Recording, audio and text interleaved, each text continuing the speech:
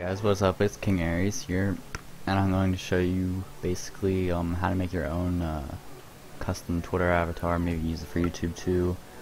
This is basically what I'm going to make. I'm just going to remake this. But yeah, so I guess it looks pretty cool. So let's get started.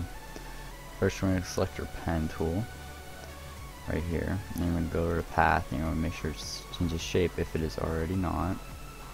And one thing you're going to do before you get started here, I think it is under, no, it's right here. You go to image and then mode. Make sure it's on RGB color, because if it's on, usually it's defaults grayscale, I think, and it makes all the images you import black and white, and you do not want that. So basically your pen tool, and you can just click, and I recommend clicking like random spots 5 times, so that's 3, and that's 2, that's 5, and then we can connect these. And then if you click control and then click on one of these, oops, here, if I click on it and I click on it there, and then I click control, you can move these around, make a shape, oops, so then click that right here. Let's change the fill to black so we can actually see it, and then we can adjust this how we want. We can make anything really, but I'm just gonna bring over what I did. Alright, back, this is like the design that I did, and this is using a text layer. I can here, let's just bring up a text over real quick. Don't type anything, I'm just looking for the font, and it should be, shouldn't take too long to find because it's a very obvious font. It's called Vermin Vibes 3. I'm not sure if it's a one that comes with Photoshop or if to download it, but that's what's called, Vermin Vibes 3, and that's what that is. Alright, now that we have our image here, let me do that, and then we'll just delete this layer file. Just trying to show you that.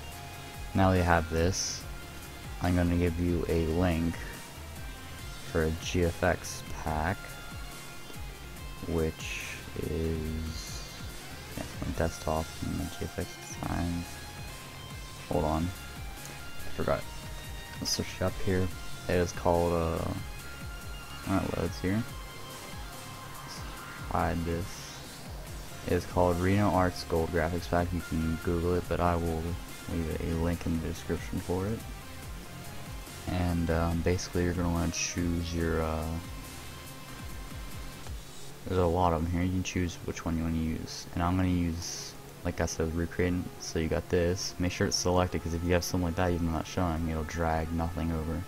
So make sure it's selected, click on it and drag it to the file or the thing you're putting it, and just then click this button. That'll hide it.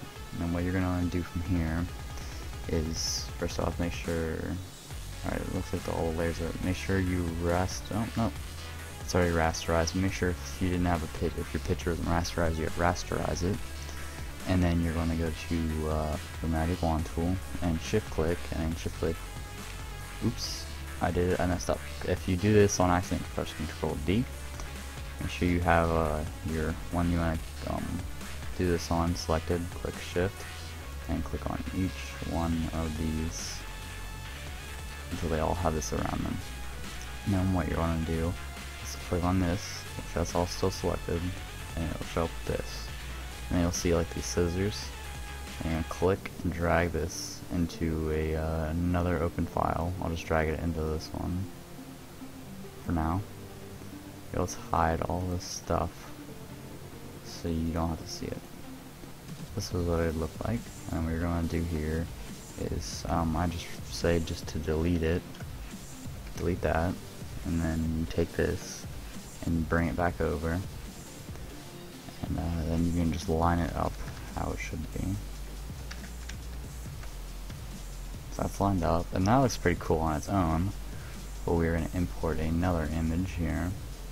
If we delete that real quick, I think we can just do it if we see if I go to my effects. And if we go here, I'm going to do this big render pack, which you can search up as well, DZM's big render pack, and we go to shooter in action, and we're going to do, for this one, we're going to do Borderlands, and it should be the first one. That was the wrong one. You can do this one, or you can do this one. This one's like more realistic, but I don't really like that. I like the cartoon style one. So what we're gonna do is get out of that, and then we're gonna drag this side and drag this in. Alright, now that's fine where it is. Let's just move it up a bit. Move this side maybe a little bit more. That's good. Let's close out of that. Now what we're gonna do here is basically the same thing as before. Just gonna hide this, and you're gonna hide this one as well. Then you're gonna want a magic wand, and make sure this is rasterized.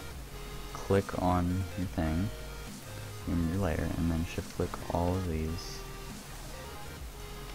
and then you're going to move tool, click on the one you want to raster or cut out here. See the cutting tool, click once and hold it and drag. And you're going to go over here and control D to get rid of those lines. Delete the main layer here, and then you can drag this one back and overlay it. And you can, if you have it selected, you can use the arrow keys on your keyboard to move this around, get it adjusted how you like. So that looks good, and then you can click on this to open it up, and it's got this neat little background. Now this isn't exactly like a, if I delete this, it doesn't look exactly like it, I don't think. Oh no, it's pretty close. But now what we can do is click on our text, and then we're going to go to a kind of thin style text.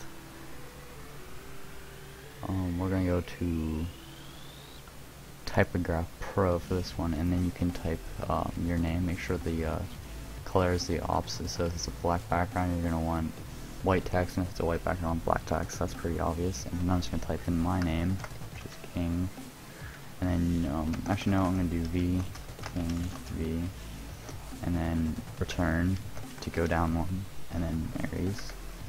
Click our move tool, make sure it's still selected, and then we can move this accordingly. And there you go, that's about all you have to do here. And then if you want to save it, you go to here and you go save as web, excuse me. You can drag this around to look at it, see what it looks like all around, and then save as JPEG. If you want to use PNG, PNG is, here, let me cancel this, and we will, so this is what it'll look like. Let's get out of this one too, file, and then we will look at a video overlay, and I can do this in another tutorial. This is what you'll save as a PNG. You go save as a web, because if you do it as a JPEG, it'll have a solid background. But if you save as a PNG, you can use this to overlay videos, and I'll show you an example of a video here. If we go to our KC thing 2, and then this is just part of the video, but then here is the overlay, and then mid-game, this is what it would look like. Got your links here, and then you can use the YouTube editor thing to, so when you click on it, it'll actually go to the links that are provided that I put there. I can show you how to make this too in another video, but I was just showing you what PNG is for. So that's about it. Tweet me some images or things that you've made, and I like to really see them, how they turn out. Any questions or comments, just message me or just comment in the video, and I'll respond to them as soon as possible. And thanks for watching.